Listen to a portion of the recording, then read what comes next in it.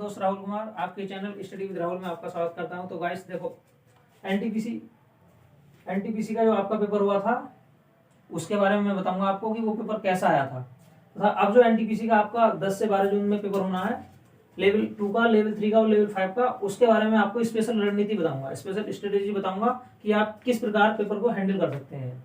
आपको नर्वस नहीं होना है। आपने देखा, अपने दोस्तों के मुंह सुना होगा और दोस्तों ने बताया होगा कि पेपर पिछले साल के मुकाबले थोड़ा टफ है। पेपर वास्तव में टफ है। वैसे रेलवे के पेपर को कहते थे कि रेलवे का एग्जाम बहुत इजी आता है एसएससी के कंपेरिजन और बैंकिंग के कंपेरिजन, लेकिन अब रेलवे ने अपना जो लेवल है थोड़ा सा अप कर लिया है। अब देखो, मैं बता देता हूँ कि एनटीपीसी में जो आपके पेपर हुए थे वो मोस्टली जिन बच्चों की तैयारी बहुत अच्छी थी वो 80 से 90% ही कर पाए। मेरा एक दोस्त है, उसने भी 84 क्वेश्चन ठीक किए हैं। उसने बोला कि मैंने 84 किए हैं।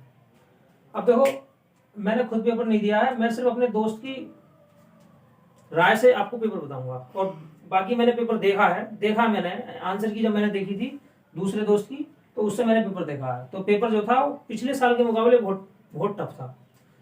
जो आपका 2015 वाला एनटीपीसी का पेपर हुआ था उसके अंदर मैथ बिल्कुल हलवा हलवा आया था, रीजनिंग भी बिल्कुल सिंपल थी, लेकिन इस वाली रीजनिंग ने आपको बहुत ज्यादा रुलाया और जो मैथ का जो लेवल था वो भी थोड़ा सा अप था। तो देखो, अब जो आपका पेपर होना है उसमें आपको किन किन मुद्दों पर सावधानी रखनी है जिससे आपका पेपर ना बिगड़े। हो सकता है अगर आप डिप्रेशन में चले जाएंगे, अगर थोड़ा सा भी आपका पेपर बिगड़ जाता है तो, या फिर आपको पेपर हार्ड लगता है तो भी आप डिप्रेशन में जा सकते हैं। लेकिन कुछ बातों को आप ध्यान में रखकर अपने पेपर को खराब होने से बचा सकते हैं। जैसे सबसे पहले आपने देखा कि इस पेपर के अंदर आपकी रीजनिंग सबसे भारी आई थी। रीजनिंग का जो लेवल था वो टफ था एकदम, प्रश्न बहुत बड़े बड़े थे। दूसरे नंबर पे मैं ले लेता हूँ मैथ भी देखो, जो पिछले साल पुराने सालों में अब तक रेलवे का जो पैटर्न था, मैथ बिल्कुल हलवा मैथ देता था, लेकिन रेलवे ने इस बार मैथ थोड़ा सा टफ दिया। देखो, मैथ तो एकदम तैयार नहीं हो सकता, लेकिन इतना है कि आपका जैसे मान लिया भाई 30 क्वेश्चन आपके मैथ में आ रहे हैं तो 30 प्रश्नों में आपके 20% तो इजी है जिन्हें आप आसानी से कर सकते हैं, लेकिन 10% ऐसे हैं जो आप, अगर आपको अच्छी नॉलेज है टॉपिक में, अगर आप अच्छी नॉलेज रखते हैं तो ही कर सकते हैं, वरना आप फंस जाएंगे। अब देखो, रीजनिंग में क्या करना है। अभी देखो गाइस, अगर आपको पेपर अपना खराब होने से बचाना है तो जो प्रश्न आपको भारी लग रहा है या फिर ऐसा प्रश्न जिसमें बहुत बड़ा प्रश्न दिया हुआ है, लेंथी प्रश्न दिया हुआ है और उसके बावजूद सिर्फ उसमें एक ही प्रश्न पूछा गया है, तो आपको वो प्रश्न स्किप कर देना है। पहली राउंड में आप स्किप कर दो, हल्के हल्के प्रश्न करो। ऐसा नहीं है कि रीजनिंग में सारे प्रश्न एकदम टफ आएंगे। 25 या 30 प्रश्नों में से आपके 15 से 18 प्रश्न तो, 20 प्रश्न मान लीजिए आप, 20 प्रश्न तो बिल्कुल आसान रहेंगे और जो 10 प्रश्न होंगे वो थोड़े टफ लेवल के होंगे। तो आपको क्या करना है, पहले लेवल में आपको पेपर इस प्रकार करना है कि पहले लेवल में सिर्फ हल्के हल्के हल्के प्रश्नों करते चलो। रीजनिंग में जो प्रश्न आपसे एकदम होता है करो, वरना स्किप करो। स्किप वाला मेथड अगर आप अपनाते हैं तो आप अपने पेपर को खराब होने से बचा सकते हैं। देखो, दूसरी बात, मैथ अगर रीजनिंग आपको ज्यादा ही भारी लगे तो आप रीजनिंग को, जो प्रश्न होता है आपसे सिर्फ उसी प्रश्न को करो, वरना छोड़ते जाओ, स्किप करते जाओ।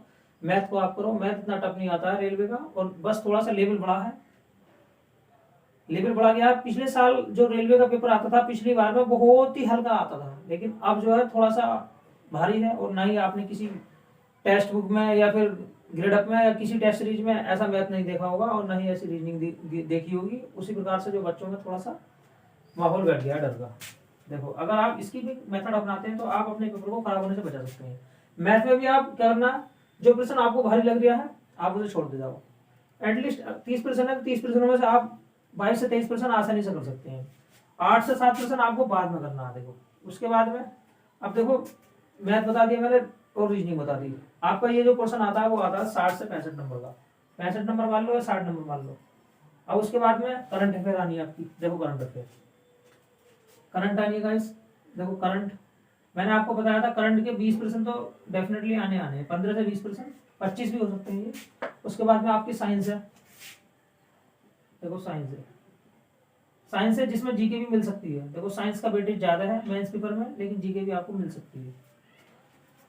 देखो, ये करंट अफेयर सिर्फ वही बच्चा कर सकता है जिसने करंट की तैयारी करी है। इसके अंदर आपको कभी भी तुक्का नहीं मारना है, जो करंट में आपको चारों प्रश्न एक जैसे लगेंगे अगर आपने तैयारी नहीं करी है तो।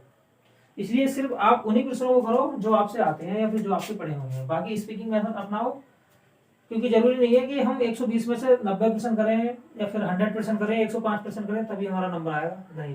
देखो ये जो डिपेंड करता है डिफिकल्टी लेवल पे डिपेंड करता है। अगर